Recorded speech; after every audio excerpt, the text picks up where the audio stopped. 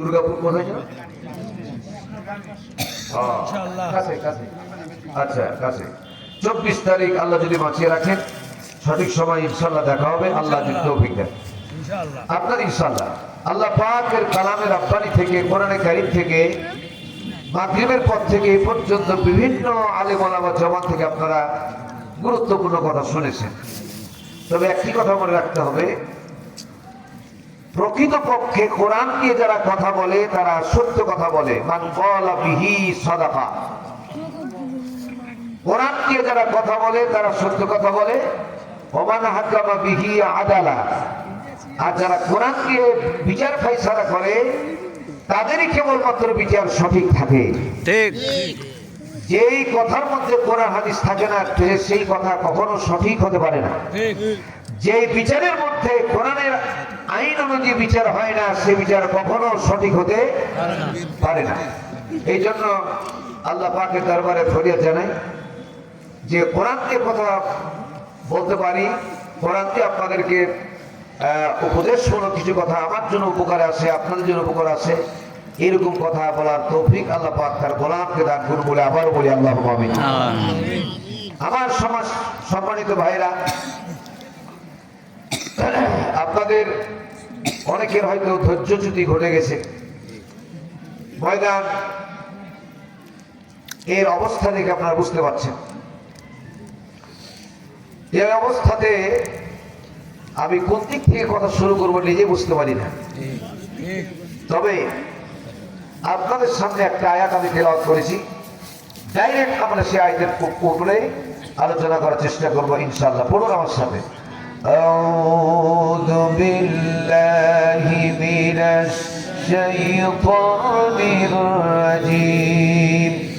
বিসমিল্লাহির রাহমানির রাহিম। লাকাদ কানা লাকুম ফি রাসূলিল্লাহি উসওয়াতুন হাসানাহ লিমান কানা ইয়ারজু আল্লাহা ওয়াল ইয়াওমাল আখির ওয়া যাকারা আল্লাহা কাসীরা। সাদাক্তা ইয়া রাব্বানা। শুকরিয়া। আল্লাহ পাক বলছে তোমাদের জন্য রয়েছে মহত্তম আদর্শ নবী মুহাম্মদ রাসূলুল্লাহ সাল্লাল্লাহু আলাইহি ওয়াসাল্লামের ভেতরে। আল্লাহ পাক নবীকে যে আদর্শ শুধু নবী বানিয়েছিলেন তা না, একদিক থেকে না, একটা একটা করে ভালো করে শুনুন। প্রথম আদর্শ হচ্ছে আমার আপনার চারিত্রিক সার্টিফিকেট যখন প্রয়োজন হয়, একটু বুঝে কথা বলবেন যে আমাদের চরিত্রের সার্টিফিকেট আমরা কোথায় গিয়ে নেই, কে দেয়? হ্যাঁ, চেয়ারম্যান মেম্বার তারা দিয়ে থাকে, ঠিক না? ঠিক। কিন্তু রাসূল আকরাম সাল্লাল্লাহু আলাইহি ওয়াসাল্লামের চারিত্রিক সার্টিফিকেট কে দিয়েছিলেন? আল্লাহ। মাশাআল্লাহ, আমি খুব খুশি হয়েছি। আমরা চারিত্রিক সার্টিফিকেট নিতে যাই, চোরও যায়, ডাকাতও যায়, ভালো মানুষ যায়, হাজি যায়, গাজী যায়, হাফেজ যায়, ইমাম যায়, সব যায়, সবাইকে একই সিগনেচার করে একই রকম সার্টিফিকেট দেওয়া হয়।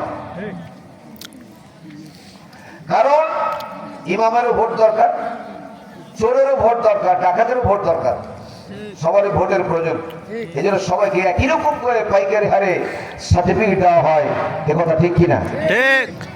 কিন্তু ডাইরেক্ট আল্লাহ পাক কি ওইভাবে সবাইকে পাইকারি ধরে সার্টিফিকেট দিবেন? দেওয়ার কথা? ভাইরা আমার, বাবাজিরা আমার,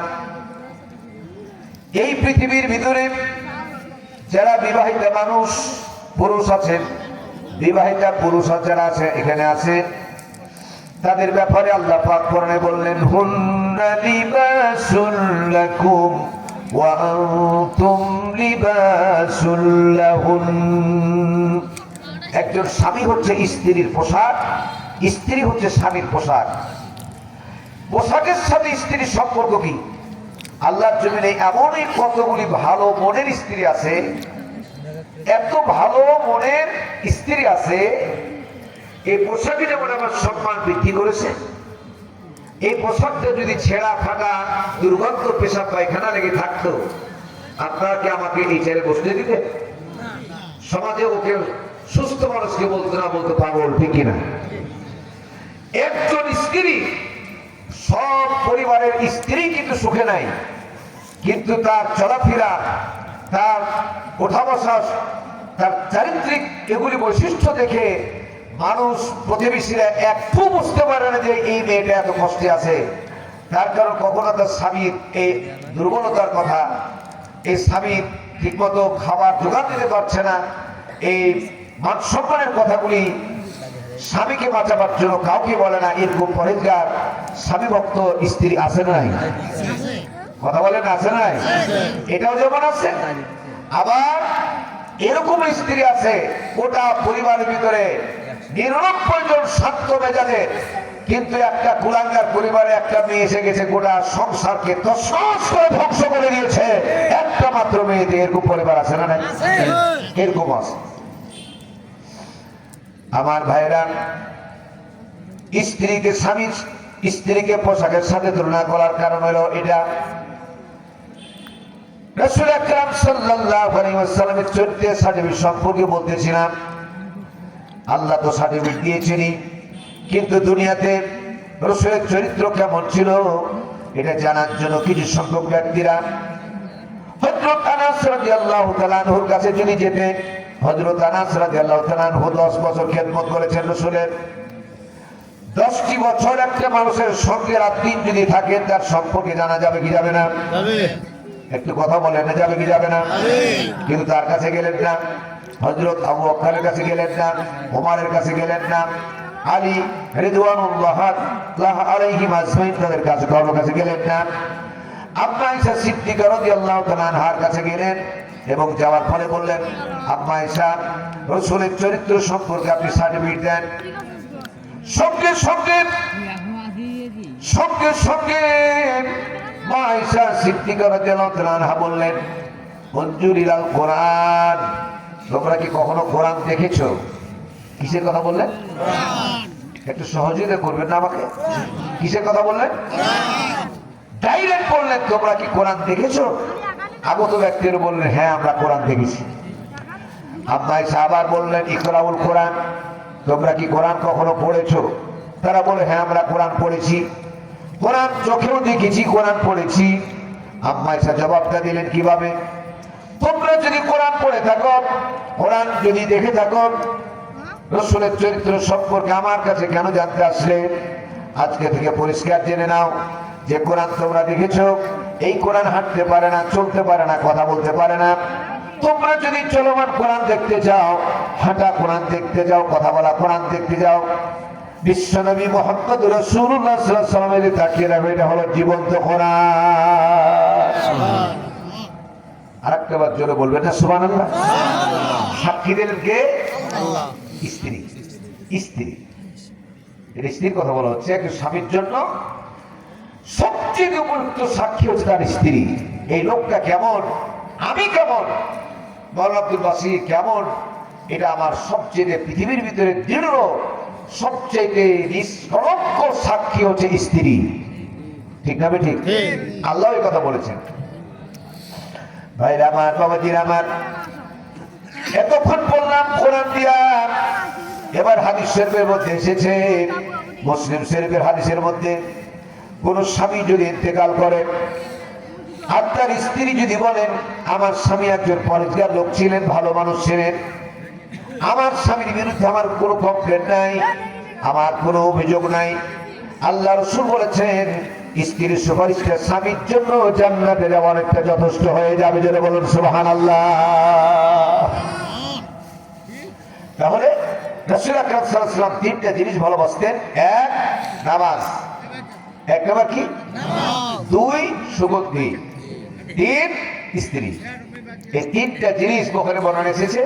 এই তিনটা জিনিস পছন্দ করতেন রাসূল। যেটা পছন্দ করতেন এটার মধ্যে কোন প্রকার ভেজাল, নিষ্কলঙ্ক, এটা মনে করতে হবে কিছু নাই। রাসূল এমনি এমনি ভালোবাসবেন না, অবশ্যই এর মধ্যে কল্যাণ আছে। ঠিক কিনা? ভাইরা আমার, বাবাজিরা আমার, এবার আল্লাহ রাব্বুল আলামিন কোরআনে কারীমের ভিতরে রাসূলের চরিত্র সম্পর্কে আল্লাহ পাক বললেন, ওয়া ইন্নাকা লা'আলা খুলুকিন আযীম। একটাবার জোরে বলেন আল্লাহু আকবার। আমাদের আঞ্চলিক ভাষায় গ্রাম্য ভাষা বলে যে খাস দিয়ে গেছে। আপনারা এই শব্দ বুঝতে পারবেন না, হয়তো পেরেশান হয়ে গেছে। আপনাদের কি দিয়ে বুঝাবো? পেরেশানি হয়ে গেলে অনেকক্ষণ ধরে বসে আছেন, কি ভাষা বুঝলে বলে বুঝতে পারবেন? হ্যাঁ, পেরেশান হয়ে গেছে। আপনারা সবাই পেরেশান হয়ে গেছেন না?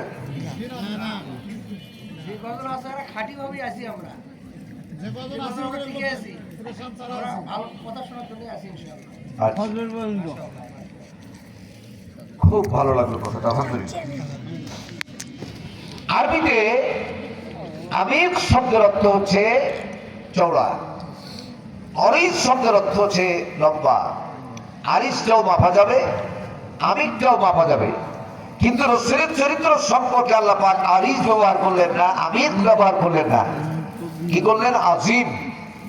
আজিম এত গভীর, রাসূলের চরিত্র এত বেশি উন্নত, যেটা মাপার যন্ত্র পৃথিবীতে না। আর একটা বছরে বলবেন না সুবহানাল্লাহ? তাহলে এটা দ্বারা আমরা কি বুঝবো? পৃথিবীতে রান্নাঘর থেকে শুরু করে রাষ্ট্র সম্পর্ক, প্রেসিডেন্ট পর্যন্ত সকল ক্ষেত্রে নবী হচ্ছে সর্বোচ্চ উন্নত মানের চরিত্রের অধিকারী। চিৎকার মেরে বলে ঠিক কিনা? এই জন্য খুব মনোযোগ দিয়ে সব কথাটা মিলাবেন। বাংলাদেশে যতগুলো দল আছে, প্রত্যেকটা দলের একটা আলাদা আলাদা আদর্শ আছে না নাই? আছে। বুঝে বলবেন। আমি কাউকে ঠকাবার জন্য নয়, কাউকে জিতাবার জন্য নয়। কোরআন যা সাপোর্ট করবে সে কথাটাই আপনাদের বোঝাবার জন্য বলছি। যে কথা কোরআনে সাবিত করবে না, মিলবে না, আসবে না, সেই কথাটা আমরা কখনো গ্রহণ করতে পারবো না। এটা গ্রহণ করা মুসলমানের জায়েজ হবে না। তো যেটা রাসূল পাক সাল্লাল্লাহু আলাইহি ওয়াসাল্লাম পর্যন্ত চরিত্র, হাদিসের বর্ণনা এসেছে, অনেক আলেমা আসলাম বুঝবেন।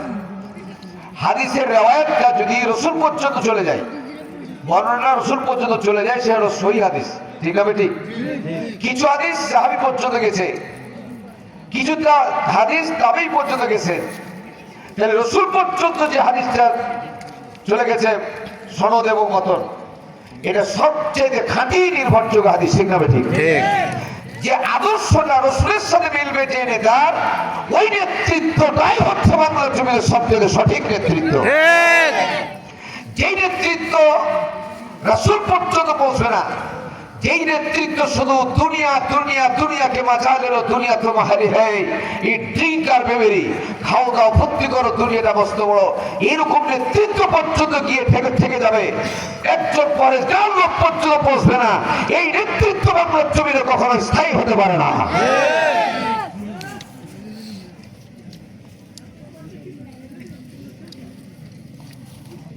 আমার ভাইয়েরা, এই জন্য বিশেষ মুহূর্তে, বিশেষ সময় কোন মানুষকে যখন কবরে নামানো হয়, তাকান আমার দিকে, কোন মানুষকে যখন কবরে নামানো হয়, তখন একটা দোয়া পাঠ করি আমরা সকলে, যারা জানে আমার সাথে পড়েন, বিসমিল্লাহি ওয়া আলা মিল্লাতি রাসূলিল্লাহ। এই কথা বলি কি বলি না? বলি। সবাই বলেন, বলি কি বলি না? একটা শব্দের একটা ব্যাখ্যা যদি আমি দলিল দিতে না পারি, আপনারা এখানে প্রশ্ন করবেন, আমি প্রশ্নের জবাব দিতে না পারি, আমি কান ধরে দোয়া করে চলে যাবো, স্ত্রী উঠবো না। যে কথাটা দলিল ছাড়া কেন বললেন?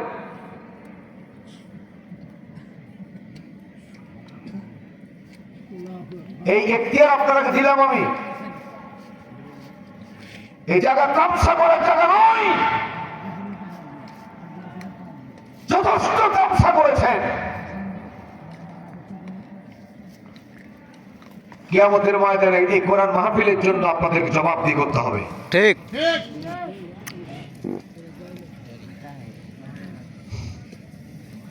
এই জায়গার দাম অনেক বেশি। রাসূল জবাব দিয়ে বলেছে, মাজালুস সুহাইল হিয়া রাউদাতুম মিন রিয়াদিল জান্নাহ। তাও কামা ক্বালা নবী সাল্লাল্লাহু আলাইহি ওয়াসাল্লাম, এটার আগ পর্যন্ত এই জায়গা অন্য নামে পরিচিত ছিল। যেদিন থেকে খোঁটা গাড়া শুরু হয়ে গেছে সেই দিন থেকে জায়গাটার নাম স্বয়ং রাসূল পাক সাল্লাল্লাহু আলাইহি ওয়াসাল্লাম বলছেন যে রিয়াজুল জান্নাহ, জান্নাতের টুকরা। সুবহানাল্লাহ, একটু সুবহানাল্লাহ বলবেন না? সুবহানাল্লাহ। জান্নাতের বাগান নিয়ে জান্নাতের টুকরা নিয়ে তামসা করায় ঠিক না।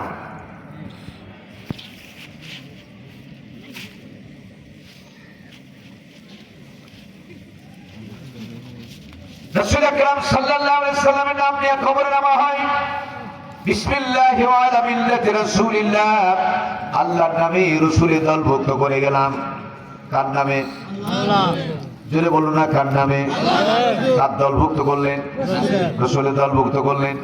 এবার আপনাদের কাছে একটা প্রশ্ন, বুঝে জবাব দিবেন। একটা মানুষের দাম মৃত্যুর আগে বেশি না মৃত্যুর পরে বেশি? মৃত্যুর আগে বেশি। ধন্যবাদ। অবশ্যই মৃত্যুর আগে বেশি। স্ত্রীর কাছে দামি, সন্তানের কাছে দামি, প্রতিবেশীর কাছে দামি, এলাকার কাছে দামি, রাষ্ট্রের কাছে দামি, বিশ্বের কাছে দামি।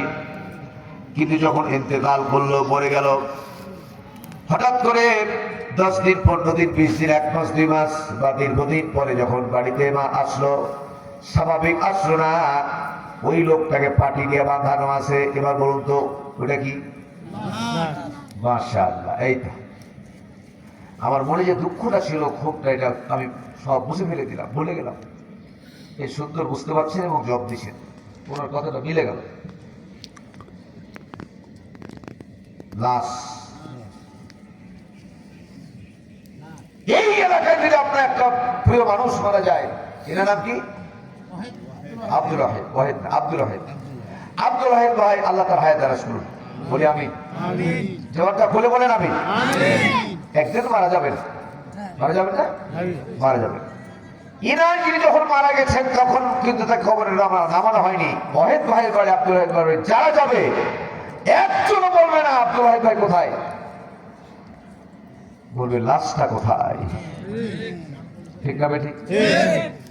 এখনো মাটির নিচে তাকে পোতা হয়নি, তার আগেই তার নামটা মুছে গেছে। উজ্জ্বল ধরবে নাকি? পাটিতে বাঁধা লাশটা যখন বাড়িতে প্রবেশ করল, স্ত্রী কাঁদতে কাঁদতে অজ্ঞান হয়ে যাচ্ছেন, পাগল হয়ে যাচ্ছেন। আমি কারে নিয়ে বাঁচবো, কারে নিয়ে শুইবো, কারে নিয়ে ঘর সংসার করবো, কেমনে বাঁচবো, আর বাঁচতে পারবো না, ইত্যাদি এই কথাগুলি বলে বারবার করে যখন কাঁদতেই থাকে। প্রতিবেশী একজন মানুষ সেখানে গেলেন, যাওয়ার পরে বলছেন, বোনরে এভাবে কাঁদিও না, এভাবে কাঁদিও না, কোনো ক্রমে তাকে চুপানো যায় না। এক পর্যায়ে তার অবস্থা দেখে তখন এলাকাবাসীরা, মানুষেরা বলল, ঠিক আছে তুমি কাঁদিও না, তোমার স্বামীকে ছেড়ে যখন তুমি থাকতেই পারবা না, যে দরজায় বসে কাঁদতেছো এখানেই তাকে কবর দেব, দূরে নিয়ে যাব না, তোমার মতামত কি? 100 জন স্ত্রী বলবে, এক হাতে চোখে পানি বুঝবে আর এক হাতে বসবে, এখানে রাখা যাবে না, দূরে বাস্তবতে বুঝাইছো। যদি ঠিক হয় তাহলে সবাই বলে ঠিক, আরো জনে বলে ঠিক কিনা। যে স্ত্রী আপনাকে ছাড়া বাঁচতে পারবে না, বললো স্ত্রী পর্যন্ত রাখতে চাইবে না, দূরে পুঁতে দেওয়ার সমস্ত নিয়ে যাও, গোস্থানে নিয়ে যাও। সন্তানরা বলছে এখানে রাখলে ভয় পাবো, থাকতে পারবো না, ঘুম আসবে না। তার মানে 1 পয়সার দাম আর তার একবারে নাই। স্ত্রীর কাছে কোনো দাম নাই, সন্তানের কাছে নাই, প্রতিবেশীও নাই, রাষ্ট্রেও নাই, কারোর কাছে যখন কোনো দাম নাই, এই লোকটা যদি দুনিয়াতে বেঁচে থাকা অবস্থায় রাসূল পাক সাল্লাল্লাহু আলাইহি ওয়াসাল্লাম আদর্শ মেনে চলে, তাহলে এই দুনিয়ার কারো দাম থাকুক আর না থাকুক, আল্লাহ রাসূলের কাছে দাম আছে না নাই? ঠিক কিনা? কিন্তু চিন্তা অবস্থাতে রাসূলের আদর্শ মানলো না, শুধু মানলো না এটাই নয়, রাসূলের বিরোধিতা করলো, এর কোনো কাছে না নাই? রাসূলের বিরোধিতা যারা করলো, রাসূলের বিরোধিতা করার অর্থই হলো তারা আল্লাহর বিরোধিতা করলো। যেটা বলো ঠিক কিনা? তাহলে চিন্তা অবস্থার যারা নবীর বিরোধিতা করেছেন, মাদ্রাসার বিরোধিতা করেছেন, কোরআনের বিরোধিতা করেছেন, ওই ব্যক্তিকে কবরে নামার পরে আমার আল্লাহ রাসূলের কি এমন ঠেকা পড়ে গেল, আমার আঞ্চলিক ভাষা বলে দিলাম, কি এমন ঠেকা পড়ে গেল যে তোমার মতো মদ করা, সুদ করার, ঘুষ করা, জেনা করে আল্লাহ রাসূল গ্রহণ করতে যাবে।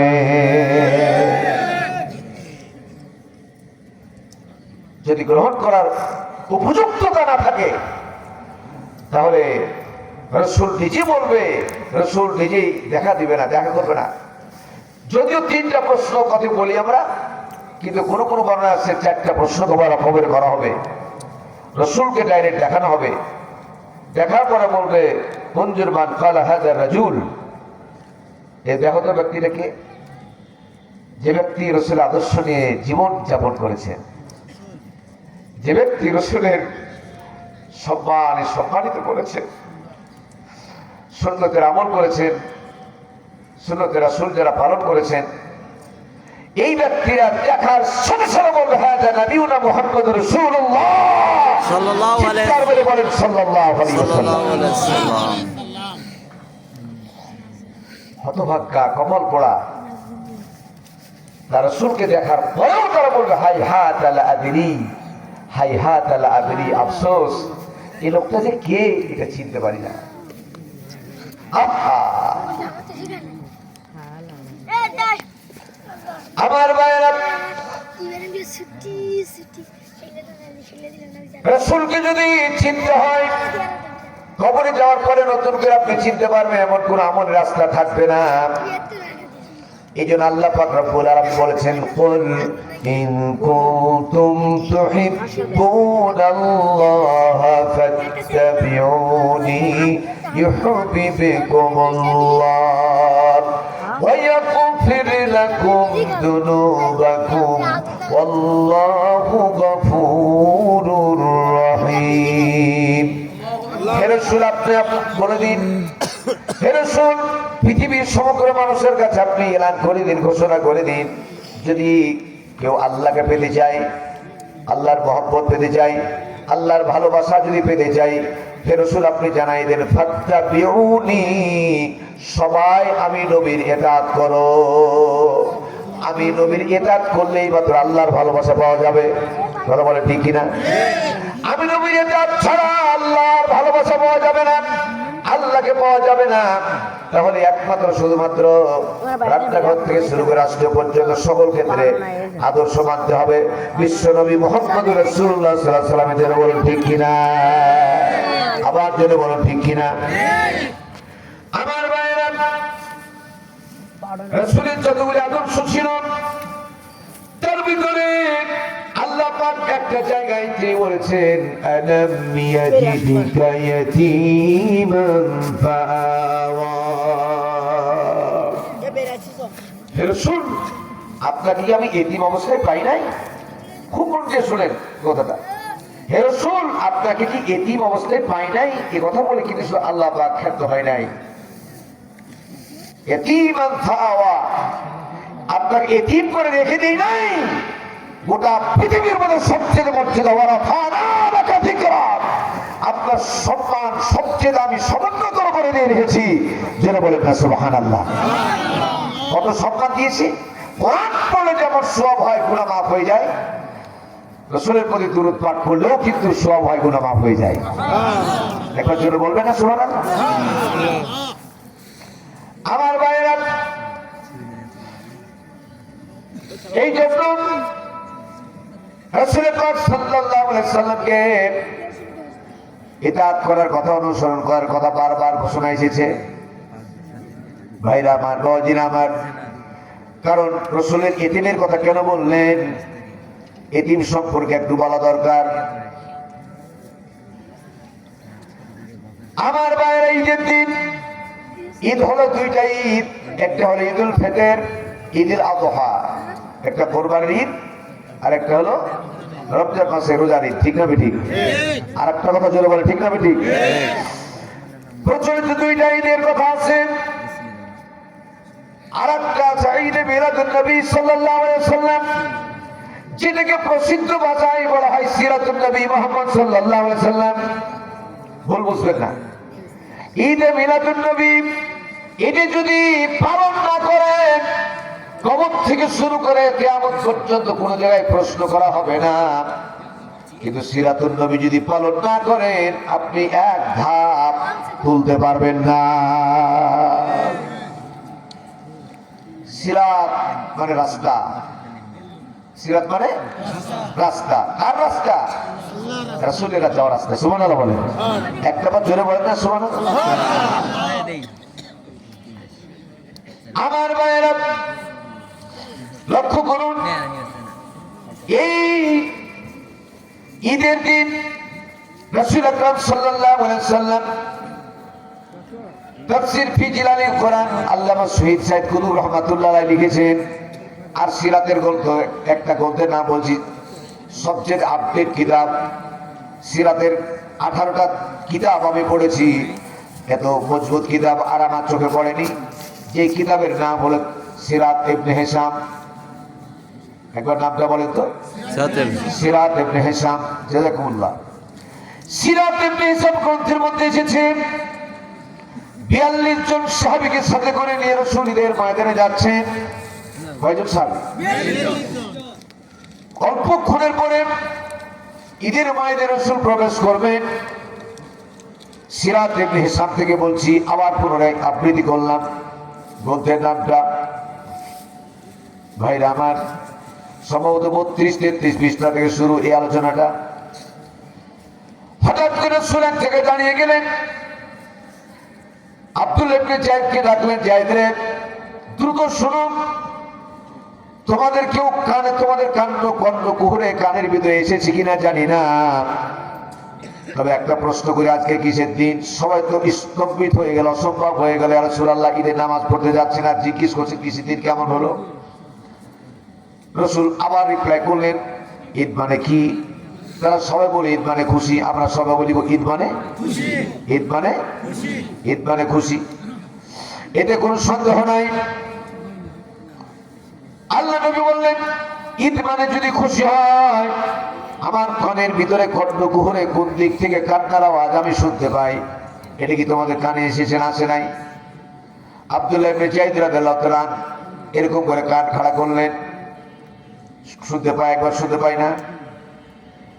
7 জনকে একত্রিত করে বললেন, তোমরা চলে যাও, যতক্ষণ পর্যন্ত কে কান্দে, ঈদের দিন কেন কান্দে তার জবাব আমাকে দিতে না পারবা, ততক্ষণ পর্যন্ত সামনে পারবো না। রাসূল সেখানে দাঁড়িয়ে আছেন।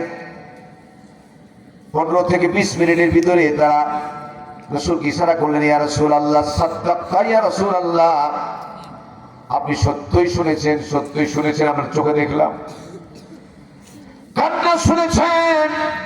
রাসূল তখন সেখানে গেলেন, যাওয়ার পরে সচক্ষে দেখলেন গাছের পাশে, ঈদের যেখান দিয়ে যাচ্ছে তার পাশে, রাস্তার পাশে একটা গাছ, ওই গাছের হেলানা দিয়ে একটা ছোট্ট বাচ্চা, 7 থেকে 8 বছরের বাচ্চাটা কান্দে। নবীজি জিজ্ঞেস করছেন, তুমি কাঁদো কেন? ছোট্ট বাচ্চা তৎক্ষণাৎ উত্তর দিল, ওহে পথিক, আমি তোমাকে বলবো না। আমাকে বলবা না, কাকে বলবা? যে কোনো মূল্যে ওই ব্যক্তিকে তোমার কাছে নিয়ে আসবো, তুমি বলো। ছোট্ট বাচ্চা অঝোর নয়নে কাঁদে এবং বলল, বিশ্বনবীকে না চিনে বলছে, আমি যার জন্য অপেক্ষা করতেছি, যাকে বলার জন্য আমি অপেক্ষা করতেছি, তিনি আর কেউ নয়, তিনি হলেন এতিম নবী, বিশ্বনবী মুহাম্মদুর রাসূলুল্লাহ। যেটা বলেন সাল্লাল্লাহু আলাইহি ওয়াসাল্লাম। ওই এতিম নবীকে যদি পেতাম, ওই বিশ্বনবীকে যদি পেতাম, আমার মনের কথাগুলি তার কাছে খুলে খুলে বলতাম। রাসূল আর সহ্য করতে পারলেন না।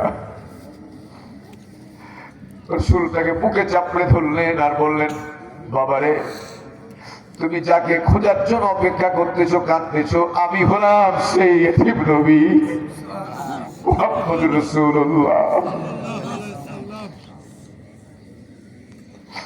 বলো, তোমার মনের দুঃখগুলি খুলে খুলে বলো।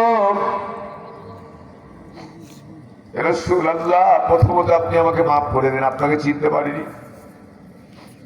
রাসূল রহমতের নবী, তিনি বললেন, কোনো দুঃখ নাই, তোমার টেনশন করার কোনো কাজ নাই, তোমার বর্ণনা বলতে থাকো। বলল, ইয়া রাসূলুল্লাহ, আমার মার কাছ থেকে আমি শুনেছি আমি যখন আমার মায়ের পেটের ভিতরে 6 মাস পাস হয়েছি, 6 মাস থেকে 8 মাসের ভিতরে, তখনই আমার বাবা দুনিয়া থেকে বিদায় নিয়েছেন। আমার বাবা কেমন আমি জানি না, দেখি নাই। বাবা বলে ডাকতে কেমন লাগে আমি জানি না। আমি বাবা হারা এতিম। দুঃখজনক হলো সত্য, আমার মা অত্যন্ত সুদর্শনী। আমার মা অত্যন্ত সুদর্শনী মহিলা, তাকওয়াবান মহিলা। কিন্তু সত্য ঘটনা, আমার মা নিজের ভরণ পোষণ চালাতে অক্ষম হওয়ার কারণে আমার মা বাধ্য হয়েছে অন্য একটা পুরুষকে বিয়ে করতে। আমার কথা কি পরিষ্কার বোঝা গেল? আমার মা নিজের ভরণ পোষণ চালাতে অক্ষম হওয়ার কারণে অন্য একটা পুরুষকে বিয়ে করেছে। কিন্তু অত্যন্ত দুঃখজনক হলো সত্য, সেই লোকটা আমাকে সইতেই পারে না, দেখতেই পারে না। আমাদের আঞ্চলিক ভাষায় বলে কাঠ বাপ। এই কথা কি বুঝতে পেরেছেন আপনারা? এটা কি এই এলাকায় বলে সৎ বাপ? সৎ বাপ এটা সঠিক, কিন্তু কোনো কোনো ভাষা এক একটা এলাকার জন্য এক এক আঞ্চলিক ভাষা থাকে। আপন বাপ অনেকেই আছে এরকম যে ছেলে মেয়েকে সঠিক মতো সমান মতো দেখতে পারে না। আপন জন্ম দেওয়া বাপ এটাও কিন্তু অনেক পার্থক্য করে। আর কাঠ বাপ সৎ বাপ তো কোথায় দূরে গেল, ঠিক না বেটি? সেই লোকটা আমাকে সইতে পারে না। ঈদের মাত্র 3 দিন আগে, 4 দিন আগে আমি লুকিয়ে দিয়ে উকি দিয়ে দেখতেছিলাম আমার মা কোন সময় বাড়ি থেকে বের হবে। আমি দ্রুত গিয়ে মার কাছে আমার মনে কয়েকটা কথা বলবো। তার ভিতরে প্রথম কথা হলো মাকে দেখলাম বেরিয়েছে, দ্রুত দৌড়িয়ে গিয়েছি, চাপড়ে ধরেছি। এ কথা বলতেছিলাম, মা ঈদের দিন অনেক ছোট ছোট বন্ধুগুলাকে দেখছি তার বাবা হাত ধরে বাজারে নিয়ে যায় নতুন পোশাক কেনার জন্য, কাপড় কেনার জন্য। আমার তো মা থেকেও নাই, বাবাও নাই, ভাইও নাই, বোনও নাই, কেউ নাই আমার আল্লাহ ছাড়া। এই কথাগুলি বলতেছিল, মাও কাঁদতে, ছেলেও কাঁদতে। এক পর্যায়ে ওই লোক দেখে ফেলেছে দূর থেকে একটা লোহার একটা অংশ নিয়ে, একটা রডের অংশ নিয়ে তার মাথা বরাবর, ইয়া রাসূলুল্লাহ আমার মাথা বরাবর এভাবে মারার চিন্তা করলো। আমার মা ঝাটকি দিয়ে টেনে নিয়েছে, তারপর আমার কানের এক অংশ ছিঁড়ে গেছে। এই যে দেখেন, আল্লাহ রসুল যখন কানের অংশ দেখতেছিলেন, রসুলের চোখ দিয়ে দরদর করে পানি পড়তেছিল। হারে, এতিমদের সম্মান করা, এতিমদের ভালোবাসা, এতিমদের হত্যা না করা, এতিমদের মাল ভক্ষণ না করার কথা বহুবার কোরআন হাদিসে এসেছে। যে ব্যক্তি এতিমের মাল ভক্ষণ করলো সে যেন ডাইরেক্ট আগুন ভক্ষণ করলো, যেন বলে নাউজুবিল্লাহ। আমার মায়ের এই অবস্থাতে আমার মা আমাকে দ্রুত একটা ঘরের মধ্যে নিয়ে তালা মারলেন। কিছুক্ষণ পরে আমি যখন স্বাভাবিক হলাম, আমি চিন্তা করলাম আমার এই অবস্থা না জেনে আমার মায়ের কি অবস্থা করেছে।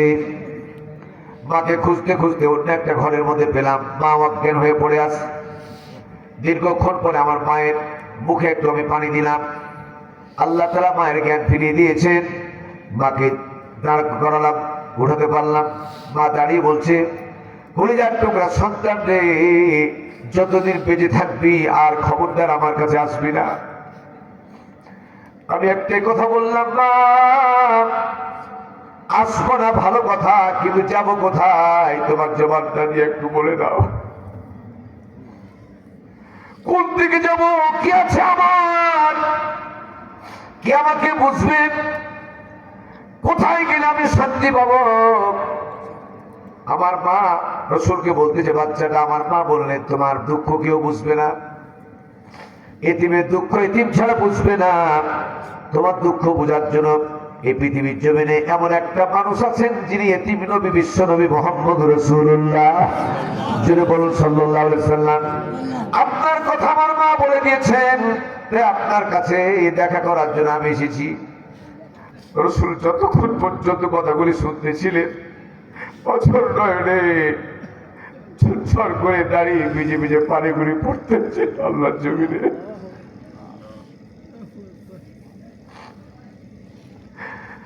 রহমতের নবী নিজে কষ্ট সহ্য করেছেন, অনেক বেশি, কিন্তু অন্যের কষ্ট সহ্য করতে পারতেন না। আল্লাহ নবী এতিম বাচ্চাকে নিয়ে ঈদের ময়দানে প্রথমত গেলেন না, চলে গেলেন বাড়িতে। বাড়িতে যাওয়ার পরে বাপ থেকে দাঁড় করেন আম্মা ইসাকে, মধ্যখানে এতিম বাচ্চাটাকে দাঁড় করায়া ডান দিকে রাসূল নিজে দাঁড়ালেন আর বললেন, বাচ্চারে, এই পৃথিবীতে আজকে ঈদের দিন যে কোনো মূল্যে তোমার মুখ থেকে একটু হাসি দেখতে চাই, বলো কি পেলে তুমি খুশি হবা? ইয়া রাসূলুল্লাহ, আমি বলতে পারবো না, আপনি ভালো জানেন। নবীজি খুব খুশি হলেন এবং বললেন, যেহেতু তোমার মাও নাই, মা থেকে নাই, বাবা নাই, এদিকে তাকিয়ে দেখো আমার স্ত্রী আয়েশা। আজ থেকে আয়েশা যদি তোমার মা হয়ে যায় আর আমি বিশ্ব নবী মুহাম্মদ সাল্লাল্লাহু আলাইহি ওয়াসাল্লাম যদি তোমার পিতা হয়ে যায়, তাইলে তোমার মনের মধ্যে আনন্দ আছে কিনা? ছোট বাচ্চা বলে, এর চাইতে বড় আনন্দের কথা আর কিছু হতে পারে না। রহমাতুল্লিল আলামিন পয়সার হাতখানা ধরলেন, আরে ছোট বাচ্চার হাতখানা দিয়ে বলে, আয়েশা রে, যতদিন পর্যন্ত পৃথিবীতে বাঁচবা ততদিন পর্যন্ত এই এতিম সন্তানটাকে তোমার সন্তানের মতো মানুষ করবা, লালন করবা। চিৎকার মেরে জোরে বলেন না সুবহানাল্লাহ। আল্লাহ নবী, দয়ার নবী রাহমাতুল্লিল আলামিন, তার মনটার মধ্যে হাসির রেখা দেখতে পেল। ছোট বাচ্চাকে সুন্দর করে পরিষ্কার পরিচ্ছন্ন করে, কোন নতুন পোশাক দেওয়ার মতো ছিল না, পরিষ্কার পরিচ্ছন্ন করে রাসূল ঈদের ময়দানে নিয়ে আসলেন। ঈদের ময়দানে নিয়ে আসার পরে নামাজ শেষ করার পরে রাসূল তাকে দাঁড় করায়া এভাবে দেখাচ্ছেন আর বলছেন, ও আমার সাহাবীরা, তোমরা উল্লেখ্য একটা কথা মনে রাখবা, রাস্তার ধারে কোন জায়গায় যদি বসে থাকো আর কোন তোমাদের জানা মতে বাপ হারা মা হারা অথবা উভয় বাপ হারা মা হারা, এই যে এই জায়গায় লেখা আছে এটা এতিমখানা, লেখা আছে না এতিমখানা, কত গুরুত্ব, কথাটা কত গুরুত্ব দেখেন আপনি আমার ভাইরা, কত মূল্যবান এই জায়গাটা। একটু পরেই বুঝতে পারবেন। রাসূল বলতেছেন, তোমরা যদি রাস্তায় বসে থাকো আর তোমাদের জানা মতে কোন এতিম বাচ্চা যদি এখান থেকে হেঁটে যায়, কখনো বসে থাকবে না, একটু উঠে গিয়া তার মাথায় এরকম করে মাথায় হাত লাগাই দিবা। এটিমে বাচ্চাকে একটু একটু আদর করবা, সোহাগ করবা, সম্ভব বলে কিছু খাবার দিবা। রাসূল বললেন, তোমার হাতে এতিম বাচ্চাটাকে একটু আদর করতে গিয়া তোমার হাতের নিচে তার মাথার চুল যতটা স্পর্শ করবে, আল্লাহ রাব্বুল আলামিন এতিমকে সোহাগ করার কারণে, আদর করার কারণে তোমার মাথার চুল পরিমাণ গুনাহকে আল্লাহ তাআলা মাফ করে দিবে। সুবহানাল্লাহ। আরেকবার জোরে বলুন সুবহানাল্লাহ। সুবহানাল্লাহ। এই জন্য এতিমের মাল কখনো খাবেন না, এতিমদেরকে ঠাকুর দিবেন না, ধমক দিবেন না। কারণ আরেকটা কথা আছে, বুখারীর বর্ণনা এসেছে, বুখারীর বর্ণনা এসেছে আর কোরআনে কারীমের মধ্যে আল্লাহ পাক বলেছেন, জাহান্নামীদের ভিতরে কোটি কোটি জাহান্নামীরা এমন একটা দরজার সামনে বসে থাকবে, যেই দরজাটার নাম হলো সাকার। একটা বার উচ্চারণ করে বলুন তো, দরজার নাম কি? সাকার। সাকার। ওই সাকার নামক জাহান্নামের দরজায় কোটি কোটি মানুষ, মেয়ে মানুষ, ছেলে মানুষ, যুবকেরা বসে থাকবে, জাহান্নামী হয়ে গেছে। ওই মুহূর্তে হযরত জিবরাইল আলাইহিস সালাম তখন তাদেরকে বলবেন, কোন কোন বর্ণনায় মালিক আলাইহিস সালাম বলবেন, দুইজনের নাম আছে এখানে, বিভিন্ন তাফসীরে বিভিন্ন জায়গায় হযরত মালিক আলাইহিস সালামের কথা একটু বেশি আছে, তাকে দিয়ে বলি। তিনি বলবেন, মা সালাকাকুম ফি সাকার, ও জাহান্নামীরা, জাহান্নাম সম্পর্কে কেউ কি তোমাদের ভীতি পোষণ করে নাই? কেউ কি ভয় দেখায় নাই? কেন জাহান্নামে আসলে?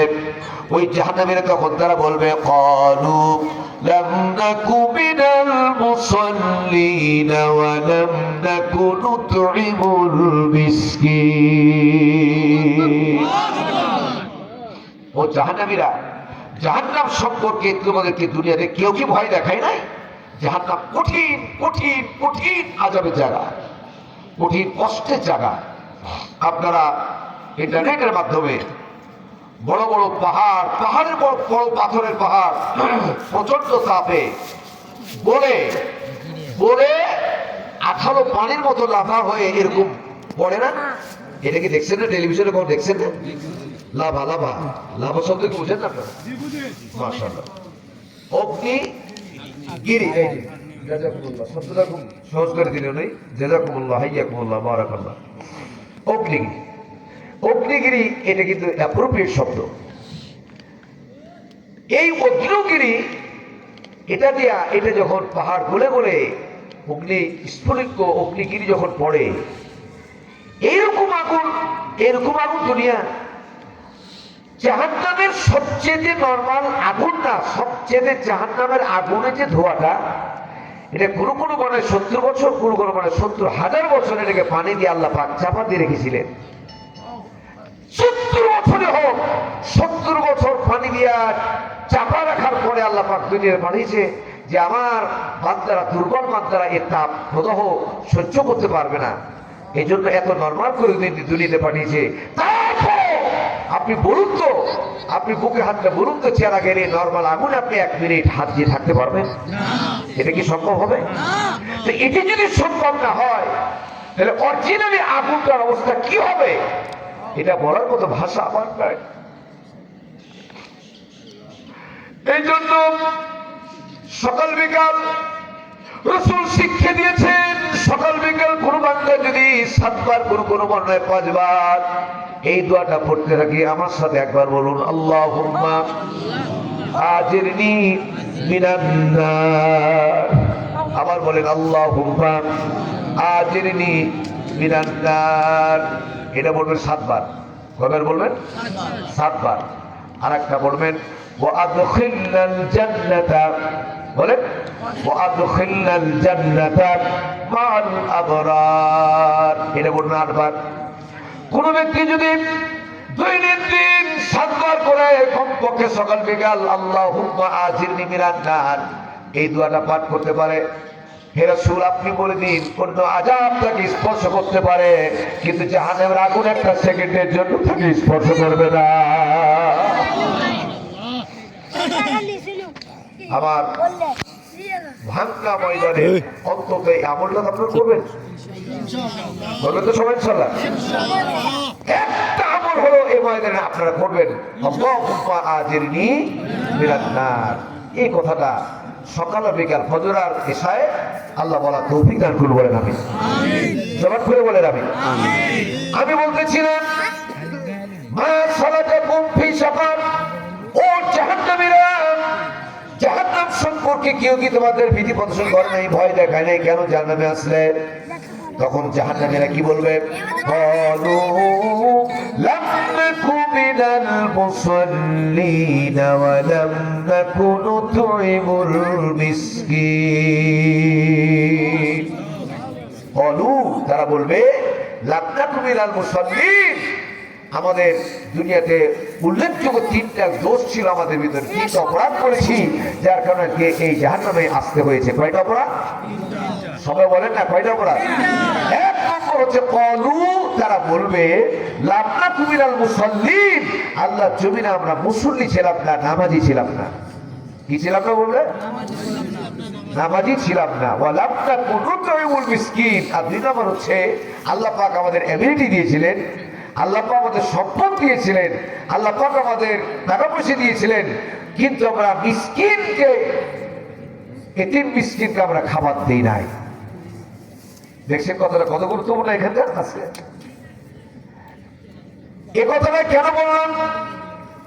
হাসরের ময়দানে কারো কথা নয়, যিনি আমাদের মালিক, যিনি আমাদের স্রষ্টা, যিনি আমাদের রাজ্জাক, চিৎকার করে একবার বলুন তো, তিনি কে?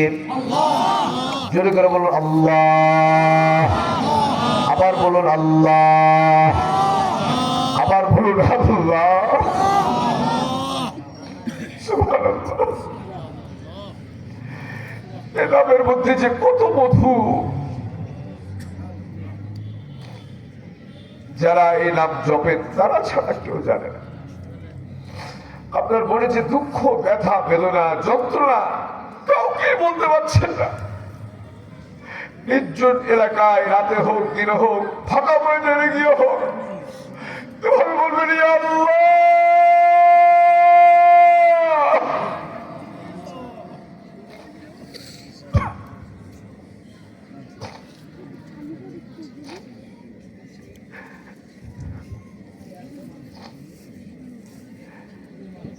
যত যন্ত্রণা আপনার ভিতরে থাকুক, আল্লাহ পাক বলছে আমাকে যখন ডেকেছি আমি তোমার মনের মধ্যে প্রশান্তি দান করে দেব।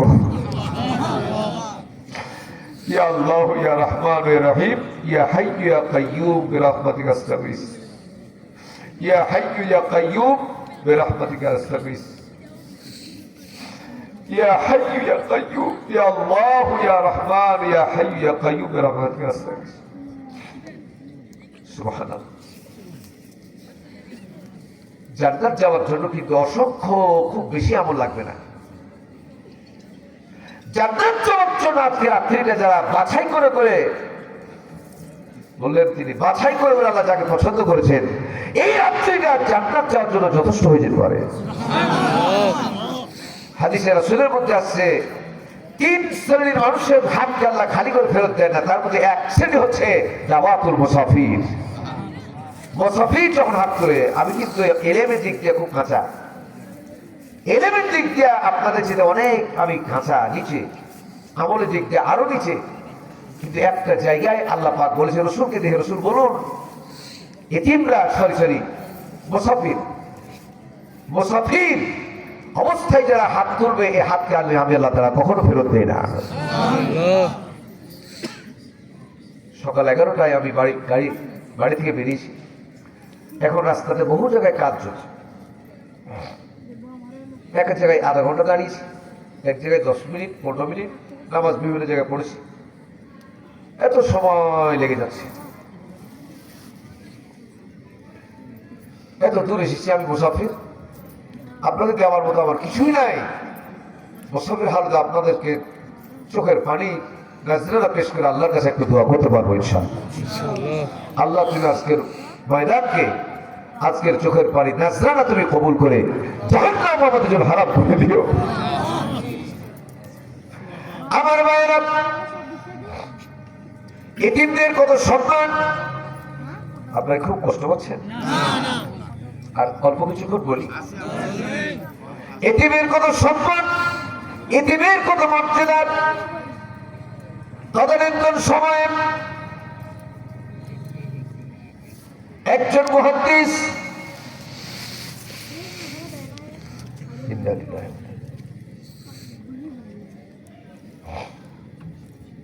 এলাকা থেকে হজে যাওয়ার নিয়োগ করেছেন। হজ করতে যারা যাবেন, গিয়েছেন, সাধারণ মানুষের সাথে হজ করতে যাওয়া আর এলাকার একজন বড় আলেমের সাথে হজ করতে যাওয়া দূরে কি একরকম হবে? হজে টাকা পয়সা যেমন লাগে, এলেম তেমন লাগে। কোন জায়গায় কোন আমল করবেন, কথা বলে ঠিক কিনা? এই জন্য জাননেওয়ালা লোকের সাথে গেলে হজ করা খুব মজা। তাছাড়া আপনি তাকাবেন কোন জায়গায় কোন দোয়া পাঠ করতে হবে, আপনি জানেন না, আমল করতে পারেন না, জন্য জোরে জোরে কামার চত্বরে বলা হয়। আমার ভাইয়েরা, আলহামদুলিল্লাহ বলি একবার আলহামদুলিল্লাহ। মুহাদ্দিস আব্দুল্লাহ বিন মুবারক রাহমাতুল্লাহ আলাইহি কথা বলছিলাম, ইন্নাল্লাহ পাঠ করলাম না, শুনেছেন না? ইন্নালিল্লাহ পড়েছিলাম, আল্লাহর কাছে সাহায্য চাইলাম যে আল্লাহ তুমি কামটা স্মরণ করে দাও। আল্লাহ স্মরণ করে দিয়েছেন। আমার আল্লাহ দয়া কত বেশি, সুবহানাল্লাহ। মুহাদ্দিস আব্দুল্লাহ ইবনে মুবারক রাহমাতুল্লাহ আলাইহি যুগ শ্রেষ্ঠ মুহাদ্দিস। ভালো ভালো আলেম যারা, একজন এমন নাই যে তার নাম জানে না, সুবহানাল্লাহ বলেন। আব্দুল্লাহ বিন মুবারক রাহমাতুল্লাহ আলাইহি হজে যাবেন, মাত্র 19 দিন বাকি আছে। যেন বলো কয়দিন? 19 দিন বাকি আছে। বাজার থেকে বাড়িতে ঢুকছে, ইতি বছরে হঠাৎ করে দেখছে তার সন্তান আব্দুল্লাহ দরজার সামনে কাঁদছে। সন্তান যদি 8 বছরের সন্তান যদি কাঁদে, বাপ অবশ্যই জিজ্ঞেস করবে বাবা কাঁদো কেন, বলবে কিনা? কথা বলেন না, বলবে কিনা? সন্তান কাঁদতেছে, বাবা কাঁদো কেন? না তো বাবা অমুক দরজার সামনে আসতেছি না, অমুক দরজার সামনে অমুকের বাড়ির দরজা দিয়ে আসতেছিলাম, দরজাটা লাগা ছিল না, পর্দা টাঙ্গানো ছিল, কিন্তু গোস্তের এমন সুন্দর সেন্ট পেয়ে গেলাম যেটা বরদাস্ত করতে পারলাম না, যে কন্ট্রোল করতে পারলাম না। পর্দাটা সরায় দেখলাম এবং মনে মনে বললাম, সুঘ্রাণ গোস্তের দেখেছি, খেয়েছি, কিন্তু এত সুন্দর সুঘ্রাণ কখনো আমি পাই নাই। এই চিন্তা করে মনে মনে ভাবলাম, বেশি যদি গোস্ত থাকে একটা গোস্তের টুকরা আমি চেয়ে নিব, আর কম থাকলে চাইব না। এই জন্য বখারি মনে এসেছে, তোমরা যখন গোস্ত রান্না করবা সব সময় খেয়াল করবা দরজা লাগায়া, বাড়িঘর দরজা লাগায়া এই গোস্তের ঘ্রাণটা যেন অন্যরা না পায়। 2 নম্বর হলো নিয়ত করে রান্না করবা যে এক টুকরে যাতে দিতে পারি কাউকে, এক টুকরা দেওয়ার নিয়ত করে, কোন এতিম মিসকিন গরিব মানুষ প্রতিবেশী থাকে দেওয়ার নিয়ত করবা। বরকতের মালিককে আল্লাহ। আমার মায়েরা, নিয়তের উপরে নির্ভর করে আল্লাহ নবী 3য় পয়েন্টে বলতেছেন, গোস্ত যদি দিতে না পারো, মানুষের সংখ্যা বেশি হয়ে গেছে, ইচ্ছা আছে কিন্তু দিতে পারবা না, তাহলে একটু বেশি করে পানি দিয়ে দিও। আমি কি বুঝতে পেরেছি? বেশি করে পানি দিয়ে কেন বললেন? ঝোলটা দিও। এই যে থ্যাংক ইউ, জাযাকুমুল্লাহ। অন্তত ঝোলটা দিও। একান্ত যদি দিনে গোস্ত দিতে না পারো, ঝোলটা দিয়া প্রতিবেশীকে, বাচ্চাকে, মিসকিনকে খাওয়াই দিবা, সব থেকে মাহরুম হবা না। আব্দুল্লাহ বিন মুবারক রাহমাতুল্লাহ আলাইহি এই কথা শোনার পরে ডাইরেক্ট চলে গেলেন ওই বাবুর বাড়িতে। যাওয়ার পরে দেখলেন প্র্যাকটিক্যালি সব বস্তু কয়েকটা রান্নাঘর করাস, রেডি করাস। আব্দুল্লাহ বিন মুবারক রাহমাতুল্লাহ আলাইহি তৎক্ষণাৎ বললেন, তুমি 2টা ভুল করেছো, এই 2টা ভুলের জন্য তোমার কাছে আমি এসেছি, তোমাকে শুধরাবার জন্য, নকুর কারণ না। 1 নম্বর হলো, তোমার এতগুলি গোস্তে রান্না করেছো, তোমার বাড়িতে কোনো ছোট বাচ্চা এসেছিল কিনা? তো হ্যাঁ হুজুর, শুধু ছোট বাচ্চা না, ওটা যে আপনার সন্তান এটাও আমি জানি। তাহলে 1 নম্বর ভুল, দরজা খুলে রাখছো কেন? 1 নম্বর বুঝে গেল না? কেন 1 নম্বর দরজা খুলে রাখছো কেন? যাওয়ার নিয়ম যদি না থাকে দরজা লাগায় রাখবা, খুলে রাখছো কেন? 2 নম্বর হলো, এতগুলা গোস্ত আছে, এক টুকরা দিলে তোমার সমস্যা কি হতো? এই ভুলটা কেন করলাম? আমার ভাইরা, আমার বাবাজিরা ওই মুহূর্তে কাঁদতে কাঁদতে বলল, হুজুর আপনি যদি অনুমতি দেন তাহলে আমি আমার কারণগুলো বলি। হ্যাঁ বলো। শোনার জন্য তো আমি এসেছি। হুজুর, আমাকে আল্লাহ তাআলা 3টা বাচ্চা দিয়েছেন। 3য় বাচ্চা যেটা, এই বাচ্চাটার বয়স যখন মাত্র 1 মাস হয় নাই, 1 মাস কয়দিন, 3 দিন হয়েছে, সেদিন তার মা মারা গেছে। এই ছোট্ট বাচ্চাটা, 3টা বাচ্চাকে নিয়ে আমি তাদের মা, আমি তাদের বাবা। ওয়াল্লাহি লিল্লাহি, আল্লাহর কসম করে বলি, এই 3টে বাচ্চা আর একটা বিয়ে করে যদি নিয়ে আসি, এরা কেমন করে দেখবে জানি না। এই চিন্তা করে আমার নিজ বাচ্চাগুলোকে আমি লালন পালন করে নিজে বড় করতেছি। আজকে 3 দিন হয়ে যাবে, সারাদিন চলে গেলে 2 রাত্রি 3 দিন জমে যাবে। আমার বাড়িতে পানি ছাড়া কোনো খাবার ছিল না। যখনই বাজারের দিকে আমি যাই, আর বাজার থেকে যখন আমি আসি, ব্যাগ দিয়ে কোনো কাজের জন্য যাই, কোনো কাজ পাই না, ফিরে আসি, আবার ফিরে আসি। যখন সন্তানকে দেখেন আমার ব্যাগটা খালি, কোনো কিছু নাই, এটা দেখে কাঁদতে কাঁদতে তার ঘরের মধ্যে ঢুকে যায়, ঘরের মধ্যে তারা চলে যায়। আমি বরদাস্ত করতে পারি না, সইতে পারি না। আজকে আমি ওদের অবস্থা না দেখে একটা হারাম কথা, হারাম শব্দ আমার মুখ দিয়ে বেরিয়ে গিয়েছিল। 2টি শব্দ, একটা হলো, আল্লাহ যদি তুমি খাবার না দাও, আমার জিন্দা মুখটা দেখে তুমি দেখাও না, আজকে আমি তাদের কষ্ট সইতে পারি না।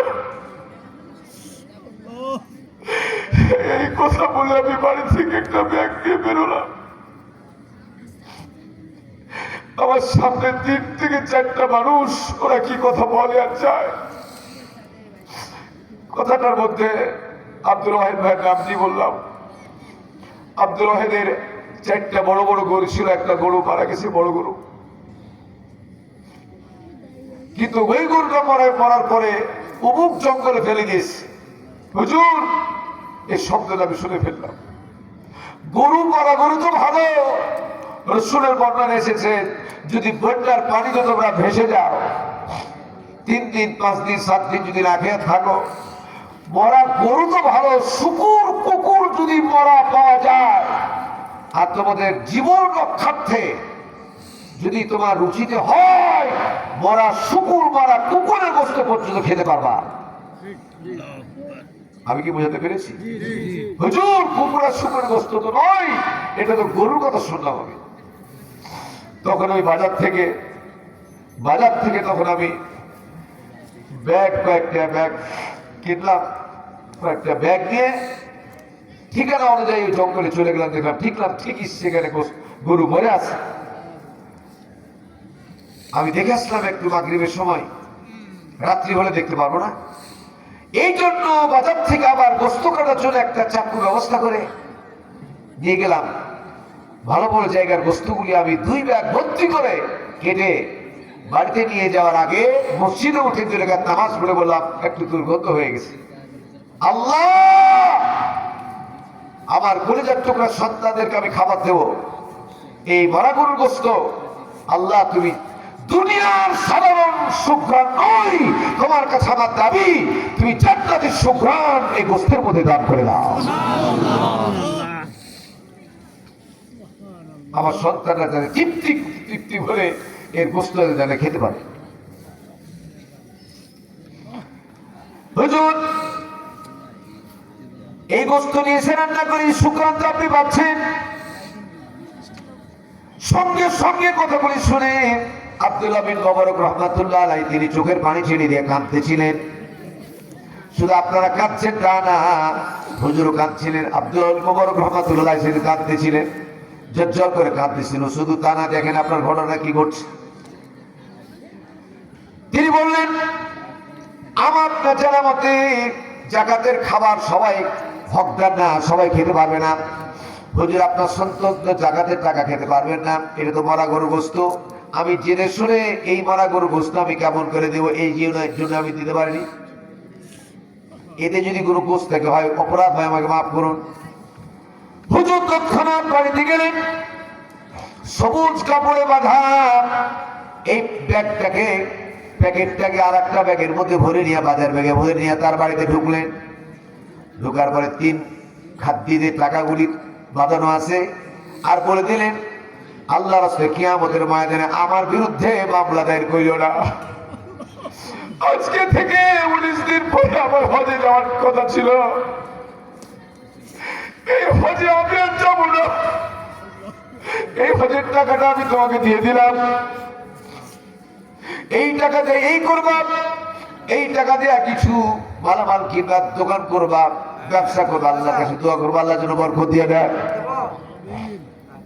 আমার ভাইরা, ওই মুহূর্তে টাকাগুলো দিয়ে তারা বললাম, আমি যে টাকা দিলাম এটা কাউকে জানাবা না, এটা কারোর কাছে বলবা না। 2 নম্বর, আজকে থেকে 50 দিন যাবত আমি বাড়ির ভিতরে ঢুকে যাব, তোমার একটা দায়িত্ব হলো, আমি বাড়িতে আছি এটা কারোর কাছে বলবা না। 2টা দায়িত্ব হলো, তোমার ব্যবসা বাণিজ্য করবা,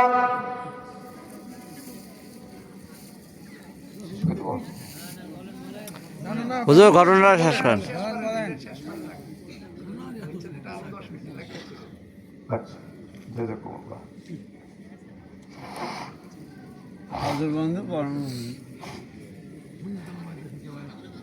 আমার কলিজার টুকরা সোনামণিরা, আব্দুল্লাহ বিন মুবারক রহমাতুল্লাহ আলাইহি যাদেরকে 22 ব্যক্তিকে নিয়ে একসাথে হজ করতে যাওয়ার কথা ছিল, ঘটনাক্রমে তারা কিভাবে মনে করলো হুজুর তার নাই, তার মানে আমাদেরকে ছেড়ে হুজুর একাই হজ করতে চলে গেছেন। এর রাগ করেছে তারা, আমরা তো কেবলমাত্র হুজুরের জন্যই হজ করে যাওয়ার নিয়ত করলাম, হুজুর নাই, চলে গেছেন, বাড়িতেও নাই। এই দুঃখে চিন্তা করে হজ করতে গেলেন। 22 ব্যক্তি হজ করে ফেরার পরে একজন বাড়ির মধ্যে না গিয়া আব্দুল্লাহ বিন মুবারক রহমাতুল্লাহ আলাইহির বাড়ির দরজার সামনে গিয়ে দাঁড়ালেন।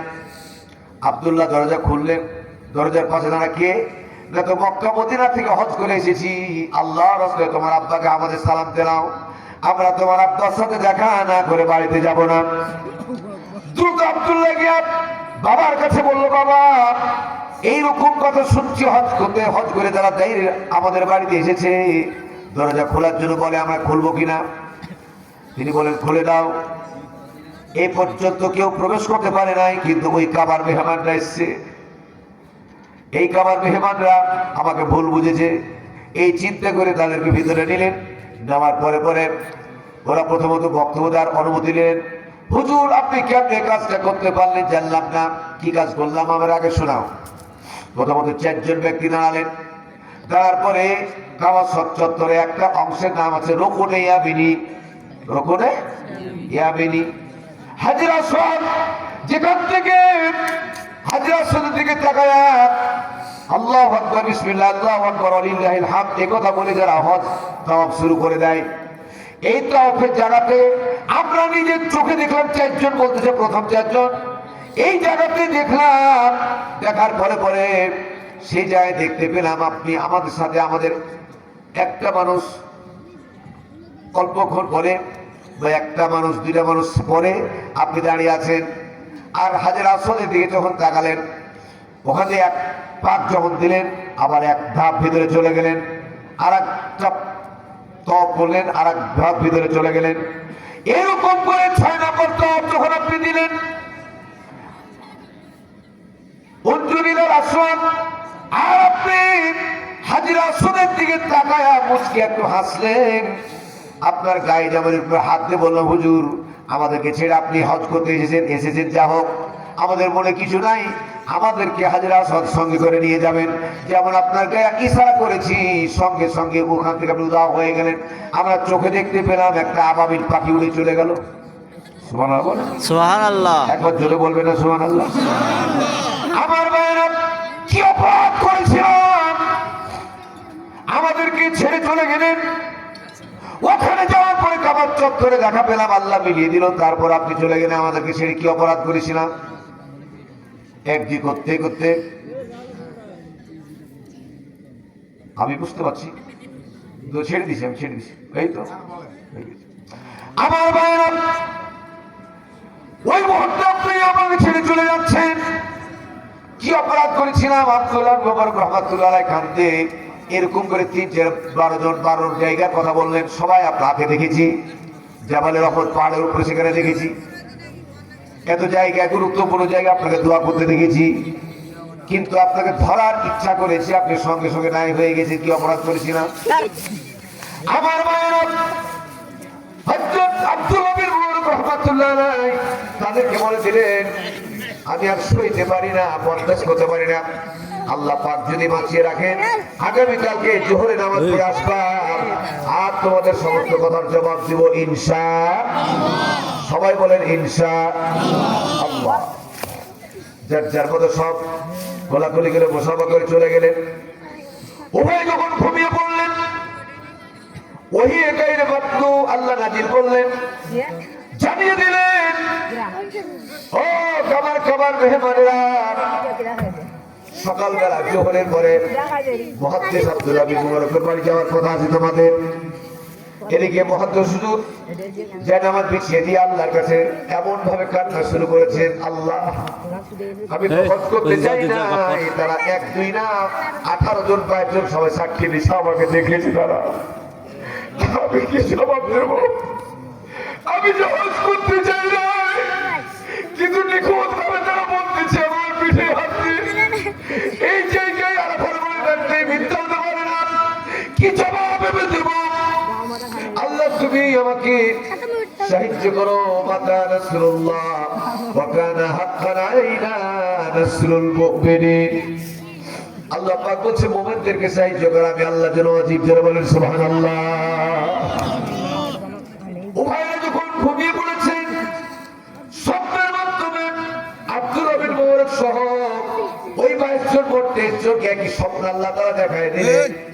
তোমরা কেউ জানো না আব্দুল্লাহ এ, বিন ওদিকে যা, মুবারক বাইরে ওদিকে। সে হজের টাকাটা দেয়া ওই এতিম বাচ্চাদেরকে খাবার দিয়ে দিয়েছিল। ওই খাবারটা, ওই টাকাটা, ওই দান করাটা আমি আল্লাহর কাছে এত পছন্দ হয়েছিল, এত বেশি ভালো লেগেছিল। কোন সহমতি দিতে হবে না। কি হলো? কোলা দিতে হবে। আমার মায়েরা সত্য কিছু না।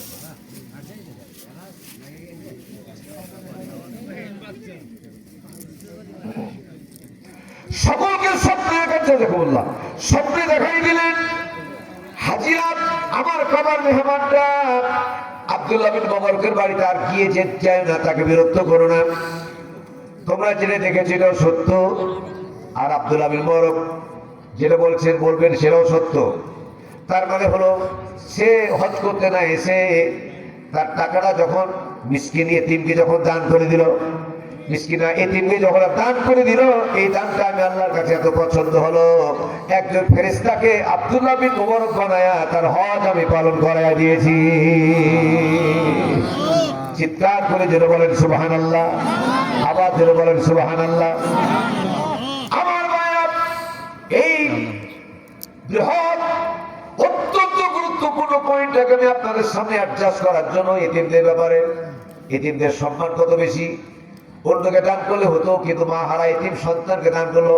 ওই মা হারা সন্তানরা যারা এই মাদ্রাসাতে আছে, বাবা হারা সন্তানরা যারা আছে, শুধু আজকেই দিবেন তা না, যতই পর্যন্ত বাঁচবেন এই এতিমদের প্রতি আপনারা সদয় হবেন।